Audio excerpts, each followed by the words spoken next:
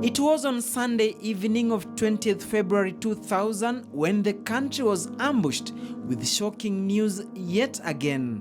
As the MPs waited in their car, an identified person approached them, and after a brief exchange of words, he produced a gun and shot them, both on the right-hand side of the chest. Two youthful high-ranking politicians in Parliament, Government Chief Whip and then Samburu East Member of Parliament, Sammy Leshore, and his deputy Lagdera lawmaker Mohamed Shidie had been shot and severely injured in what was interpreted as an attempted political assassination.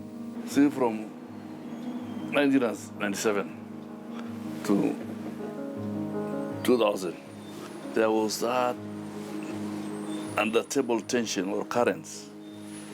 And me personally, I thought we had stepped on the toes of some powerful people because we were interacting with everybody.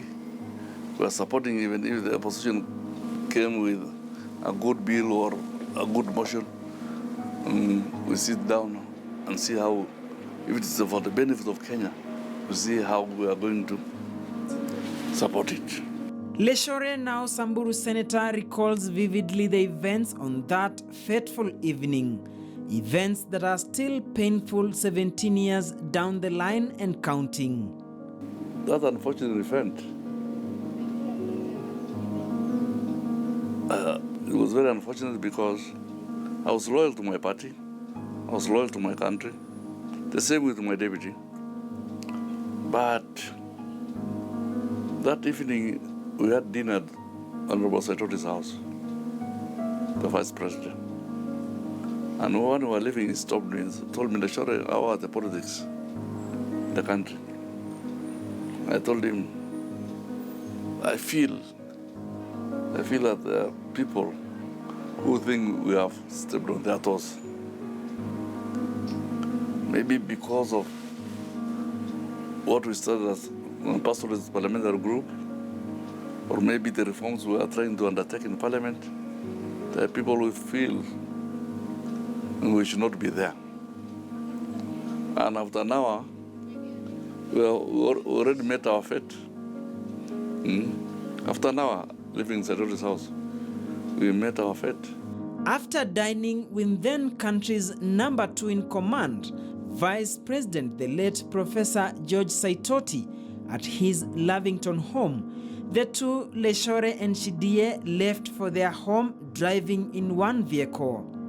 Coincidentally, the two best of friends, a boss and his deputy as government chief whips in Parliament, were staying in the same estate, Imara Daima. That evening, using one vehicle belonging to Leshore, they chose to drive home using Jogoo Road. The junction of Donholm and Jogoo Road. Me and Shidie, we used to live in Imara Daima estate. And we took Jogoo Road, then outer ring, going to Imara Daima. Yeah. That's where the incident took place. The two members of Parliament had left their host's house shortly after 9 p.m. Being a Sunday evening, there was less traffic, therefore taking them a very short time to reach the Donholm roundabout that links Jogoo Road, Lunga Lunga and Outer Ring roads in Nairobi's Eastland area. He says it was about 9:30 p.m. Yeah, I was the one driving. I was driving my car, a Pajero, brand new. So when I was just about to turn to Outer Ring, a matatu hit us on the rear left side. So we stopped. We wanted to take these boys, the matatu boys, to the police station. So they started running. When they stopped, when they saw us, they fled. And when they fled, we almost chased them, but we saw the other side of the outer ring. It's a bit dark. Then we saw a police vehicle coming, approaching from the outer ring road towards us. So we suggested, let's wait for this police to come and solve this issue. We waited, then it became a bit chilly and cold. Shidia told me, let's wait in the car. Surprisingly, the senator says he had been having premonitions about an attack on his life 3 months before he was shot. Those things I could sleep at night, waking up, talking as if somebody was trying to shoot me from the window. Or the last one is at the ABC place. I was there with some friends in the car. Then, I don't know, something like a wave just came. It frightened me. I almost shouted as if somebody is shooting me. So those are the instincts, a few times I could remember. As fate would have it, on that fateful Sunday evening when tragedy struck, he was alone. But because I had a very courageous bodyguard, I didn't want to report anything because they were just instincts. And that night, I gave my bodyguard permission to go to visit his wife in Mara, who was sick. Then the incident happened. It is when the premonition struck again. This time round, it became a bitter reality. I was seeing somebody shooting me. I looked at my door, there was nobody. I started praying. I asked God, let this thing happen.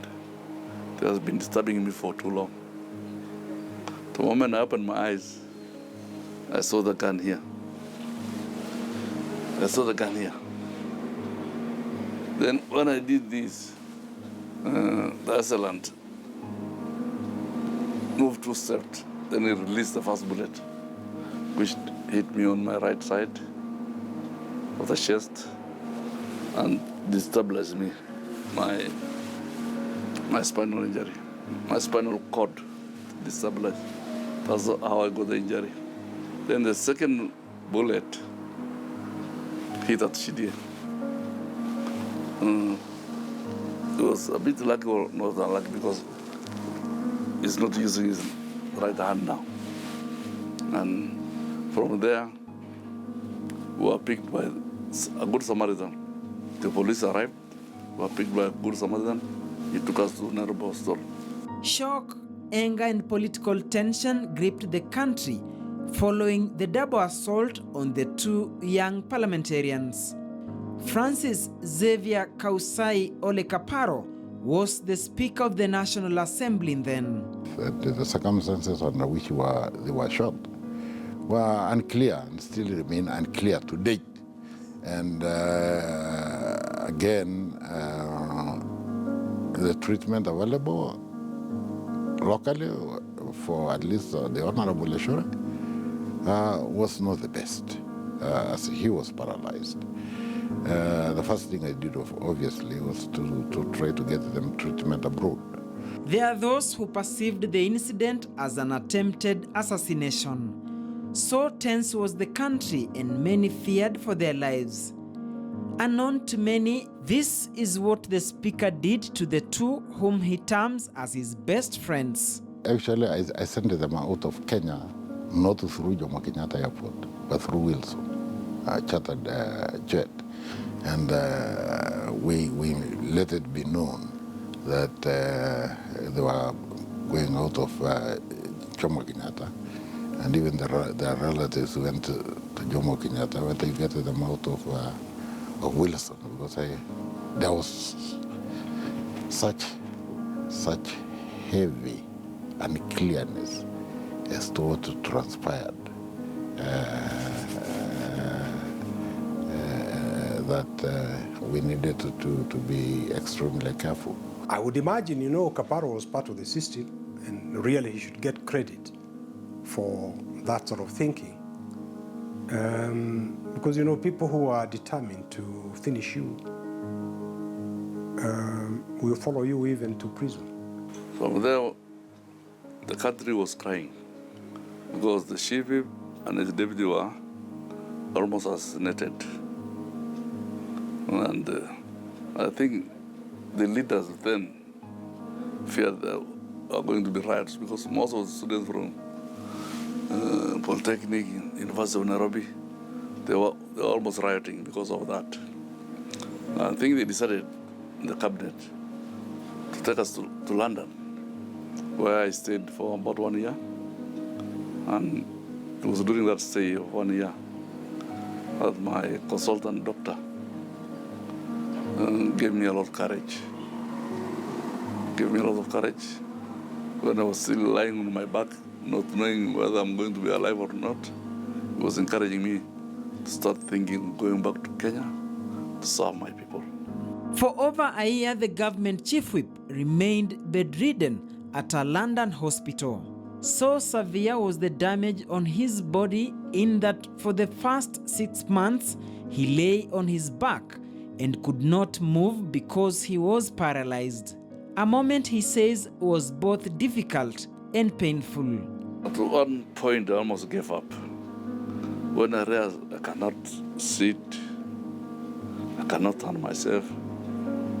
I don't know how I was lying on my back for about 6 months. Until one morning, when I was almost giving up. My 2 small daughters, young daughters, age 3 and 4, they came, they looked at me,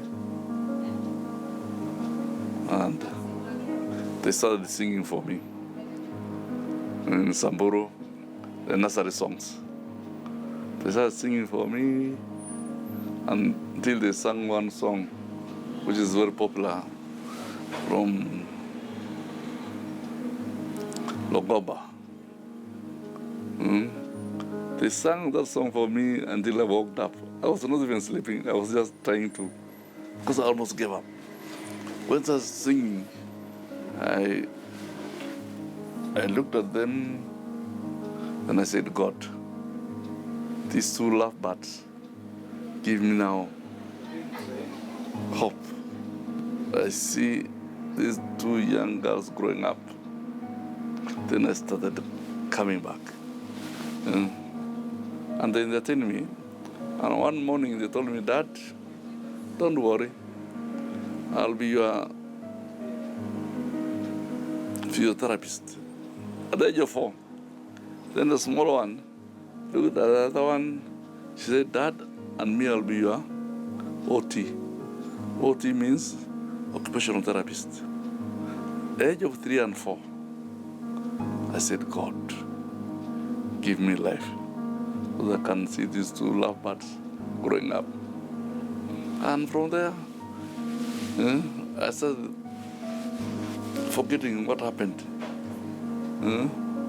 And I looked forward, and I'm happy that God has kept me what I am today. And it's now 17 years down the road, and I'm happy. I've never gone back thinking that I'm disabled. Coming up after the break. Childhood was a big threat to those who did not want him to succeed. Until one time in Kilgoris, President Moi said, Saitoto, you're my friend, but you cannot be the president of Kenya. That attack or assault on them was politically motivated.